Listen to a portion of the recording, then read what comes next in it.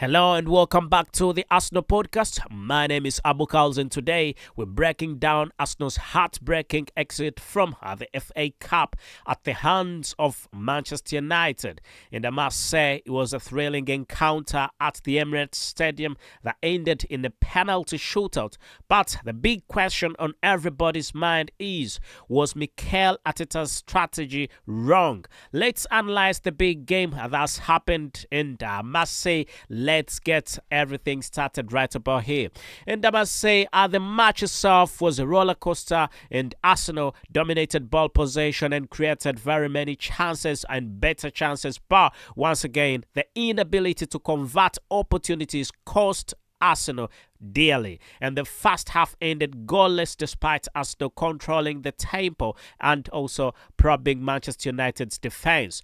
And I must say, disallowed goal from Martinelli and a few half chances hinted at Arsenal's intent, but the finishing touch just wasn't there. It wasn't. So the second half exploded, into life in Manchester United against the run of play.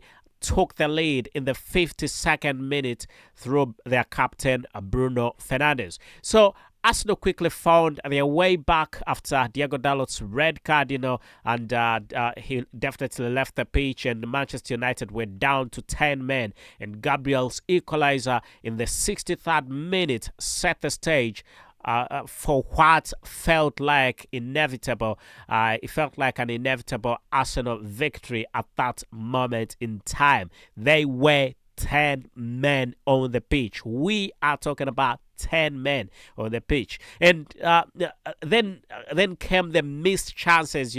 We saw Kai Havertz, who had a golden opportunity to put Arsenal ahead, winning a penalty in the 72nd minute. But Martin Odegaard's effort was really brilliantly saved by Bayando, and Arsenal continued to press, with Kai Havertz missing yet another close range chance, and Declan Rice denied by a stunning save. Despite dominating in expected, I must say, despite dominating in terms of expected goals and ball possession, Arsenal failed to find a winner in regulation and actually even in halftime, in extra time. So the game then went to penalties, where Manchester United's composure shone through, and Kai Havertz's miss was definitely the turning point where Manchester United converted all the penalties with precision, and the shootout ended 5-3, sending Manchester United into the next round and leaving Arsenal to reflect on what might have been really. Let me just leave it at that. So, was Arteta's strategy wrong? Let's consider the key decisions. So the lineup was quite strong, but Arsenal's inability to capitalize on their numerical advantage after Diogo Dalot's red card raises big, massive questions. Why couldn't Arsenal break down a 10-man Manchester United side over nearly an hour of gameplay? And then there is the choice to substitute Jorginho, one of the most experienced football players and one of the most experienced penalty takers, before the shootout. That I don't think that was a wise decision. I don't think that was a wise decision. So. Was that a misstep from Mikel Arteta? What was that? And what could we call that? So the failure to convert chances both in open play and in front of the spot is another major talking point. And Kai Havertz's performance will undoubtedly come under scrutiny. Absolutely. And as Martin Odegaard's missed penalty in such a crucial moment is also something that was, I think it must have been, we can't call it a bad day at office, no. Something is definitely wrong at the club Arsenal. And ultimately, this was a game Arsenal should have won. And with better finishing and perhaps a sharper tactical approach in extra time, the result could have been very different instead.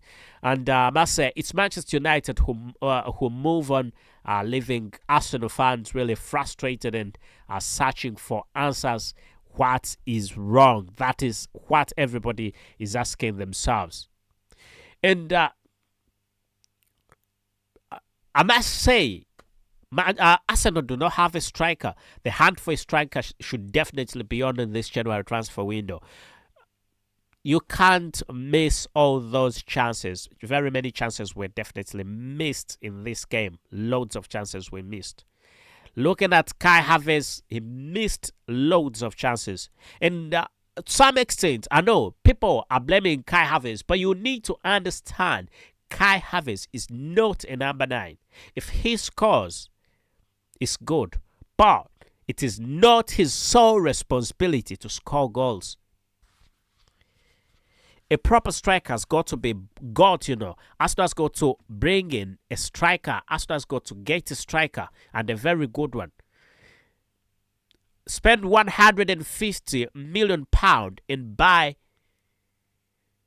a football player like Alexander Isak, whom you know is going to perform there and then. Alexander Isak's he's been valued at £150 million, and that's what's been on the hunt for him for a very long time. You will remember that before we are talking about football players. Was he at Real Sociedad? When he was at Real Sociedad, I don't remember where he was exactly, but I think it was Real Sociedad. His price was definitely, for a fact, was below £70 million. And Arsenal tried, but they were not willing to pay that amount of money. And now, look at what he's doing at Newcastle United. And Arsenal lacking behind, getting kicked out of the FA because they do not have a striker. And that is the big reason. That is the absolute reason there is no striker at the club Arsenal. And also the tactical approach of Mikel Arteta leaves a lot to question, It definitely does. Anyway, I'll leave you to it. I'll definitely leave you to it. And I would like to know what you think. Did Mikel Arteta get his strategy wrong, or were Arsenal really simply unlucky on the night? And let us know your thoughts in the comment section below. Let us know what you definitely think. And I will be more than happy to get into the comment section, and we can always have a chat. Arsenal is officially out of the FA Cup.